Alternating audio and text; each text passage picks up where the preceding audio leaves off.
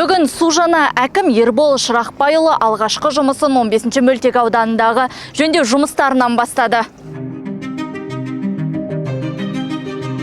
Негізі графикті сақтап отырсыздар ма? Сақтап отырмыз.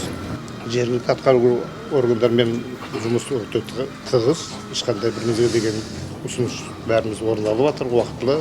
Сентябрьде басталу керек.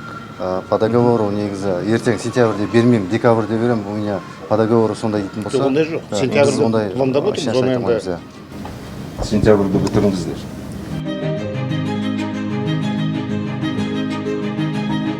Содан соң әкім жақында ғана қолданысқа берілген 453 орындықты Бүркітәлі бастауыш мектебіне табан тіреді. Тұрғындармен кездесіп, талап тілектерін тыңдады.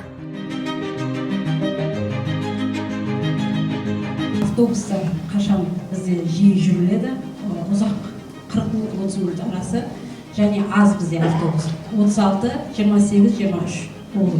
Біз қазір 50 автобустың келуін күтіп отырмыз, қосымша график қосамыз.